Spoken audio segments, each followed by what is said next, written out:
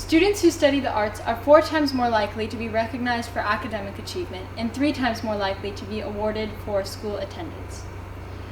The arts teach students so many beneficial skills and help prepare them for who they want to be in their futures. And more importantly, the arts make people happy.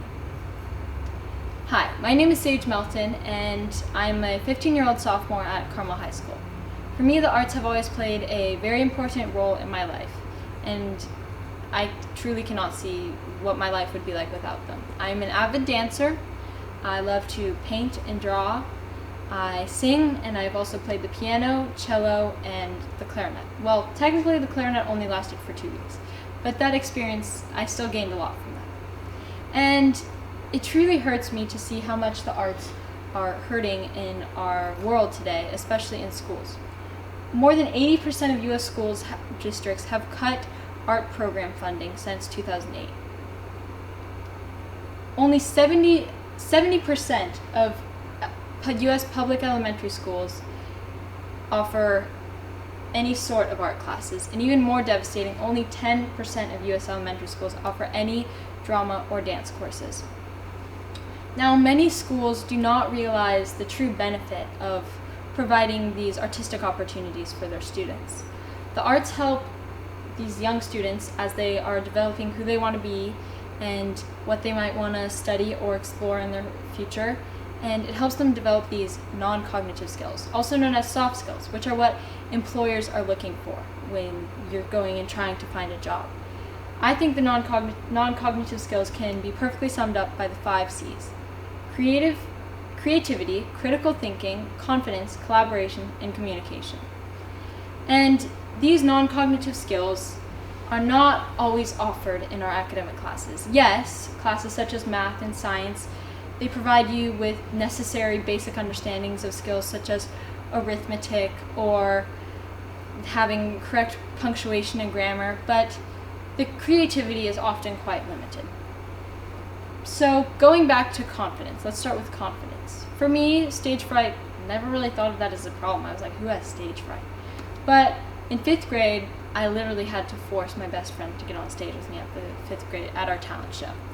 And because she was truly frightened of the thought of getting on a stage and performing in front of, it was only an audience of around 100 people, but that was so frightening to her. So in the end, yes, we had to compromise to dancing in literal colored Lycra bags. Nobody could see our faces.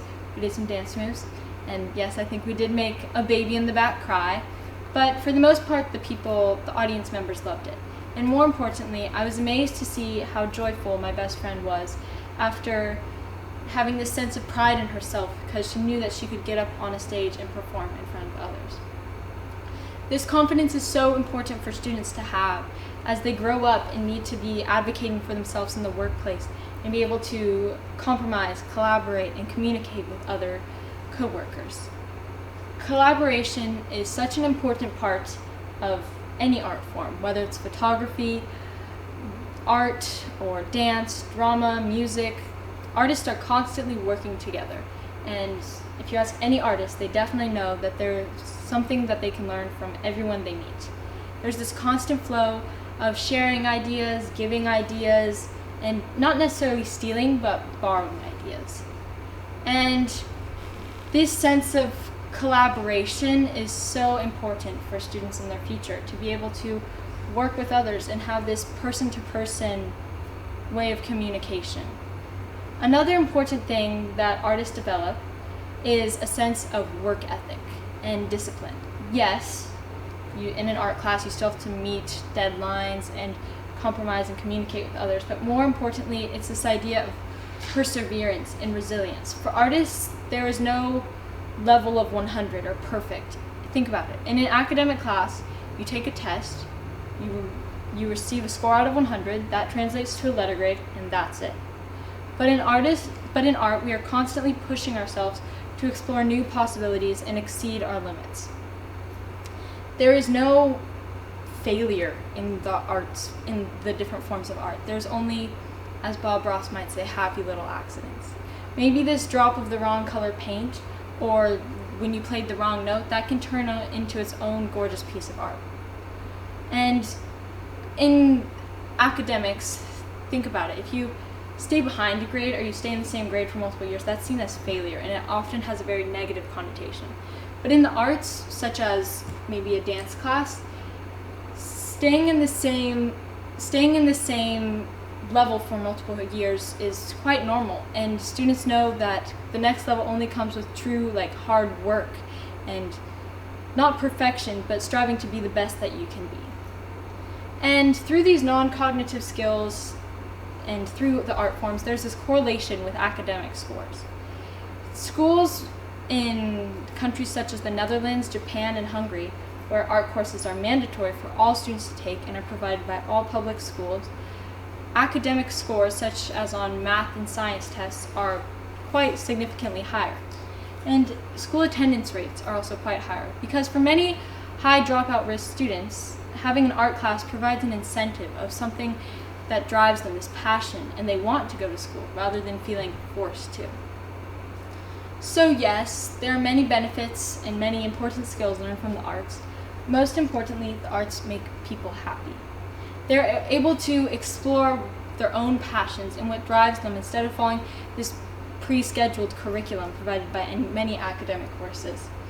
And this correlation and this pattern of increased happiness has been shown through many studies. For example, at the University of Örebro in Sweden, students were divided into two groups, of which one group took dance classes consistently for 2 years, and the other group continued on with their normal schedules. And those who were taking the dance classes, they might have been struggling with depression, anxiety, or stress, and their moods significantly improved.